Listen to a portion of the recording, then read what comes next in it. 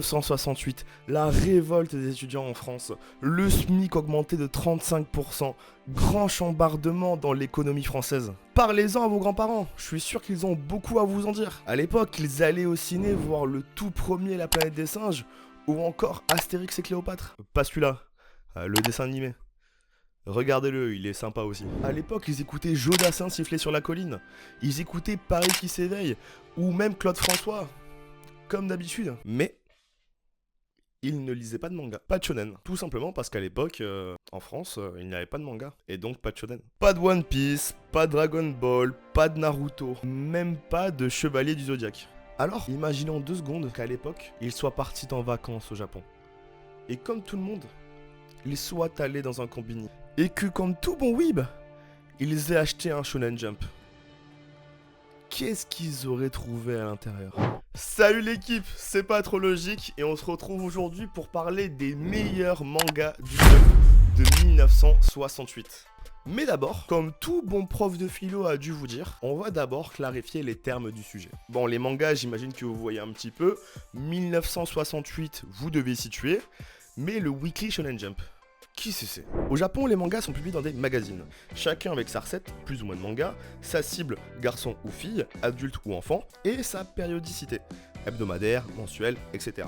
A l'époque, la Shueisha, un éditeur, galère à toucher le lectorat des jeunes ados, et elle les distançait par ses concurrents. Alors, pour revenir dans la course, elle revoit sa copie et lance un nouveau magazine qui finira par s'appeler le Weekly Shonen Jump, l'hebdomadaire Jump pour les jeunes garçons, si on traduit un peu maladroitement. Et pour se démarquer de la concu, elle part sur 4 choix forts. Une cible de jeunes garçons de 7 à 15 ans, pas plus, pas moins. Que du manga à l'intérieur, pas d'articles à la con sur l'actu ou d'interviews de stars du moment, que du manga. Un questionnaire présent à la fin, pour connaître les intérêts et les modes du moment, mais aussi pour classer les œuvres du magazine. Comme ça, si un titre plaît, bam, tête d'affiche, et si un titre ne plaît pas, c'est ciao. Et enfin, proposer des contrats d'exclusivité aux auteurs. Ainsi, un auteur qui dessinait pour le Jump ne pouvait pas partir à la concurrence pour un plus gros cachet. Et c'est donc en 1968 que sort le premier exemplaire du Weekly Shonen Jump, avec sa première couverture que voici. Et le moins qu'on puisse dire, c'est qu'on est très loin des effusions de couleurs actuelles. 7 séries originales sont lancées cette année-là dans le Jump, accompagnées par de nombreux one-shots, mais également par des traductions de comics US. Je vais pas vous parler de toutes, c'est pas le but, je vais vous parler uniquement des 5 meilleures séries de cette année. Comment ça les meilleures? Déjà, selon le classement qu'il y a à la fin du Jump, mais également selon mes goûts propres, et aussi selon ce que j'ai trouvé le plus intéressant de vous parler. Et évidemment, on finira par mon préféré.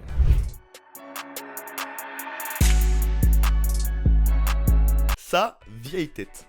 Son physique de personnage secondaire. La représentation japonaise d'Embarras de Vice Versa 2. C'est le premier manga qui a fait la une du Jump. Donc en vrai, respect. Sans lui, pas de manga moderne. Derrière moi, j'aurais juste des étagères vides. Et j'aurais l'air un peu con. Kujira Daigo, c'est un manga de son temps. Déjà, tu peux le traduire par la 5e baleine. Et une baleine, sans les thunes, c'est un peu ce que représente le personnage. Déjà par sa stature, évidemment, tu vois, le gars il est balèze, mais aussi par la taille de son cœur. Et oui, le mec est sympa, le mec est travailleur, le mec est gentil, le mec est généreux.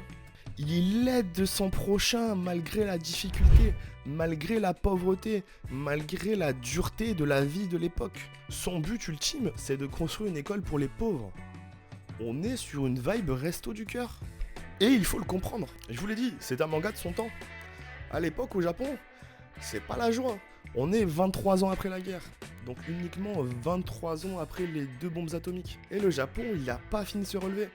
Il est toujours en pleine reconstruction. Il y a donc énormément de difficultés pour les Japonais et énormément de pauvreté. Et la jeunesse, elle est quasiment tout le temps laissée pour compte.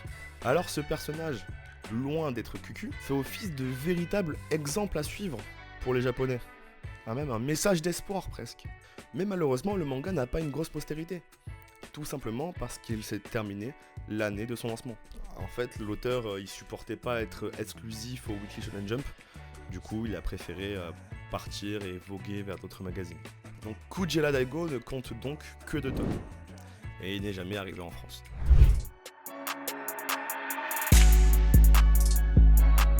Otoko Ippiki Gaki Taisho. Celui-là, j'aime bien. J'aime bien. Tu vois, s'il est arrivé en France demain, je pense que je l'achèterai. Rien que le titre. Otoko Ippiki Gaki Taisho. Déjà, c'est hyper stylé, je trouve. Et tu peux le traduire en anglais par A Shining Example of a Bully. Mais tu peux surtout le traduire en français par le parfait exemple d'un voyou. Si Kujina Daigo, c'était une lueur d'espoir pour la jeunesse, Otoko Ippiki Gaki Taisho, c'est le contraire. Le manga représente la vraie jeunesse, celle des œuvrés, qui galèrent et qui, pour kiffer un minimum, mais aussi pour survivre, forment des clans. Et oui, on est devant le premier Furio du Jump. Et un Furio, en gros, c'est un manga de voyous. Donc on est devant l'ancêtre de Roku Denashi Blues, de Tokyo Revengers, et même de GTO. C'est un des premiers très gros succès du Jump. En même temps, le personnage principal, il est badass qu'il en peut plus. Il a la classe. Théma, t'as pas envie de le suivre à la guerre? Genre aller tabasser du voyou un petit peu? Moi si.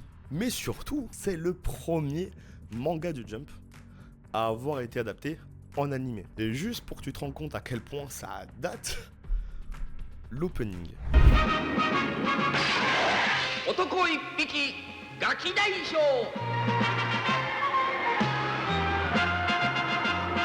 人にできないでっかいこと俺はやるんだやり抜くの Otoko Ippiki Gaki Taisho compte 20 tomes et a duré 5 ans, ce qui est balèze. Et malheureusement, pour l'instant, rien en France. Shishi no Tamashi, le tout premier manga de sport du Jump. Et ça parle pas de foot, ça parle pas de basket, ça parle pas de foot américain, ça parle du sport le plus populaire au Japon, le baseball. Le baseball. Dans Shishi no Tamashi, on suit l'histoire de Hayato Nanjo. Hayato Nanjo, c'est le fils d'un célèbre constructeur et artisan de battes de baseball. Et en fait, son but, c'est juste de gagner tous les tournois du pays avec son équipe. Très classique comme récit au final. Enfin, très classique aujourd'hui. À l'époque, ça n'existait pas vraiment. Et le manga a eu énormément de succès. Il a duré 3 ans, compte 14 tomes. Franchement, ça s'applaudit.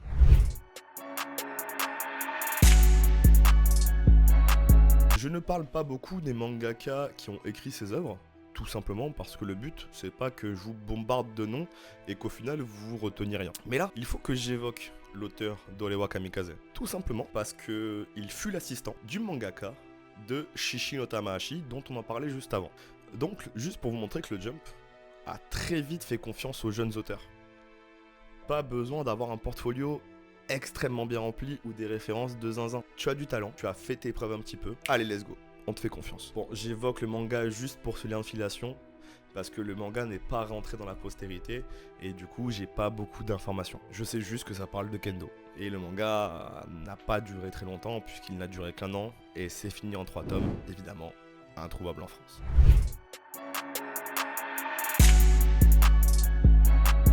On finit par mon préféré. C'est clairement la pépite de cette année-là. On a eu le premier manga du Jump, on a eu le premier Furio du Jump, on a eu le premier manga de sport du Jump, et maintenant voici le premier Recchi du Jump. Qu'est-ce que Recchi, me direz-vous? Bah déjà, je vous invite à aller regarder cette vidéo où j'en parle un petit peu. Mais sinon, c'est d'un manga à connotation sexuelle. En gros, un manga érotique, mais pas pornographique. Aranchi Gakuen se traduit en français par l'école impudique. Et en gros, c'est un manga qui nous parle d'une école où le scandale règne. Aucun respect ni de la pudeur, ni des règles classiques qui règnent en société. Les profs matent les élèves se changer. Les garçons embêtent les filles. Les filles jouent de leur charme pour arriver à leur fin. C'est que ça, l'école impudique. On dirait pas comme ça, mais en vrai le manga est hyper politisé. Le but du manga, c'est dénoncer et critiquer le système scolaire japonais, et pour cela, rien de mieux que de s'en moquer et d'en faire la satire. Et c'est un succès gigantesque. Genre vous vous en rendez pas compte à quel point Aranchi Gakuen, ça a tout cassé. Et c'est même le premier succès de Go Nagai. Là, je suis obligé de vous lâcher le blaze, parce que le gars a plus tard écrit Devilman, qui doit vous parler un minimum, mais surtout Goldorak. Il a écrit Goldorak, le poteau. Goldorak. Dis ce nom à ta mère, ton père, ton grand-père, ta grand-mère, ton chien, ton voisin, tout le monde connaît Goldorak. Bah, c'est lui qui l'a écrit. Alanchi Gakuen mériterait presque une vidéo à part entière, tellement il y a de choses à dire et d'anecdotes mais folles sur ce manga. Mais c'est pas le but. Il fut publié pendant 4 ans et compte 13 tomes au Japon. Il fut aussi adapté en animé. Il fut adapté également en OAV. Et il fut adapté en drama. Un drama, en gros, c'est une série avec des vrais acteurs. Et vu le synopsis, ça doit être une dinguerie. Et si je vous ai donné envie de le lire, bah c'est le seul manga de cette année qui est disponible en France, aux éditions Black Box, en 6 tomes. Pour conclure, on peut carrément dire que les mangas du Jump de 68 sont extrêmement loin de ce qu'on a aujourd'hui, mais à la fois super proches du sport, de l'ecchi et du furio. Du sport, de l'ecchi et du furio.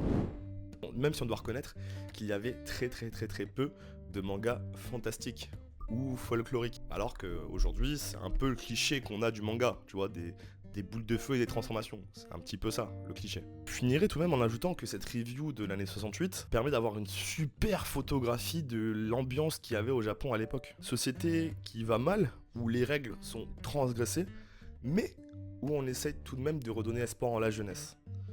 En la faisant rire, en lui donnant des modèles, ou tout simplement via le sport.